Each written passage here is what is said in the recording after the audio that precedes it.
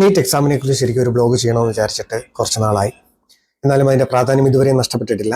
May 3-ാം തീയതി നടത്തിയ exam May 12 ആയപ്പോഴേക്കും ക്യാൻസൽ ചെയ്തു. ഏകദേശം 22 ലക്ഷത്തിലധികം വരുന്ന വിദ്യാർത്ഥികളാണ് ഇത്തവണ എക്സാം എഴുതിയത്. 5000-ത്തിലധികം കേന്ദ്രങ്ങളിൽ വെച്ച് രാജ്യത്തിനകത്തും പുറത്തും വെച്ച് ഈ എക്സാം കനത്ത സുരക്ഷയിൽ, അത്യധികം സുരക്ഷയിൽ. അറിയാമല്ലോ, നമ്മൾ ധരിക്കുന്ന ഡ്രസ്സ് ഏതുവരെ എന്ന് മീൻസ് നിങ്ങൾ ഇന്നത് ധരിക്കാൻ പാടില്ല എന്നുള്ള കർശന നിർദ്ദേശങ്ങളുള്ളതാണ്.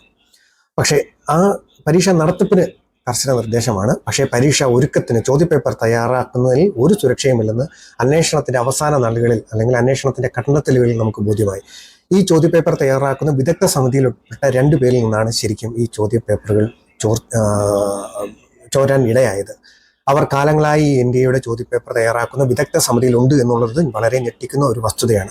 2024-ലും 2025-ലും ഇതേപോലെ സംഭവങ്ങൾ ആവർത്തിച്ചിരുന്നു. അന്ന് എക്സാം പക്ഷേ ക്യാൻസൽ ചെയ്യാൻ NDA തയ്യാറായിരുന്നില്ല. പക്ഷേ NDA ഇത്തവണ ഇന്ന് തന്നെ ഏകദേശം ഇന്ന് വാർത്ത വന്ന പത്രമാധ്യമങ്ങളിൽ NDAക്ക് ഈ നീറ്റ് എക്സാം നടത്തിപ്പിൽ വീഴ്ച വന്നു എന്ന് അവർ പാർലമെന്ററി സമിതിക്ക് മുന്നാകെ സമ്മതിച്ചിരിക്കുന്നു.